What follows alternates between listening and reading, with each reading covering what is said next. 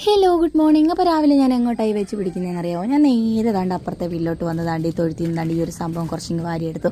അങ്ങനെ അതും വാരി എടുത്തുകൊണ്ട് നമ്മൾ വീട്ടിൽ വന്നതിന് ശേഷം മുറ്റത്തുനിന്ന് മണ്ണൊക്കെ അങ്ങോട്ടും ഇങ്ങോട്ടും ഒക്കെ മാറ്റി ഒരു വൃത്ത ഷേപ്പാക്കി എടുത്തിട്ടുണ്ട് കേട്ടോ. അങ്ങനെ താണ്ട് ആ കൊണ്ടുവന്നിരിക്കുന്ന ചാണകം അവിടോട്ട് വെച്ചിട്ട് കുറച്ച് വെള്ളമൊക്കെ ഒഴിച്ച് ഇങ്ങനെ ചെറുതായിട്ട് ഇങ്ങനെ മെഴുകി എടുക്കുക കേട്ടോ. ആ ഒരു വൃത്ത ഷേപ്പാക്കി എടുക്കുക കേട്ടോ. അപ്പോൾ ഈ ഒരു സംഭവം കാണുമ്പോഴേ എന്താ പരിപാടി എന്നറിയാമല്ലോ. അപ്പോൾ അങ്ങനെ താണ്ട് എല്ലാം വൃത്തിയാക്കി എടുത്തതിന് ശേഷം നമ്മൾ നേരെ കുറച്ച് പൂ പറിക്കാനൊക്കെ കൊണ്ടുപോകുക.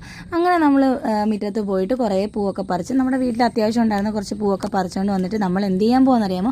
അത്ത ഇടാൻ പോവുക. അപ്പോൾ നമ്മുടെ പൊന്നോണത്തിനെ വരവേക്കാനെ കൊണ്ട് നമ്മൾ അത്ത ഉദിച്ചന്ന് നമ്മൾ അത്ത ഇടുക കേട്ടോ. അങ്ങനെ അത്തമൊക്കെ ഇട്ട് ഇനിയിപ്പോൾ 10 ദിവസത്തേക്ക് നമ്മളിങ്ങനെ ഓണം വരുന്നത് നോക്കിയിരിക്കും. അപ്പോൾ അങ്ങനെ ഓരോ ദിവസവും ഇങ്ങനെ നമ്മളിങ്ങനെ അത്ത ഇട്ടുകൊണ്ടിരിക്കുമ്പോൾ നമുക്ക് വല്ലാത്ത മനസ്സിനൊരു സന്തോഷം കേട്ടോ. അങ്ങനെ നമ്മൾ എല്ലാ മലയാളികളും, ലോകത്തുള്ള എല്ലാ മലയാളികളും ആഘോഷിക്കുന്ന ഒരു ഉത്സവമാണല്ലോ ഓണം. അപ്പോൾ ആ ഉത്സവത്തിനെ വരവേൽക്കാനെ കൊണ്ട് നമ്മളും തുടങ്ങുക. അപ്പോൾ അത്രയേ ഉള്ളൂ.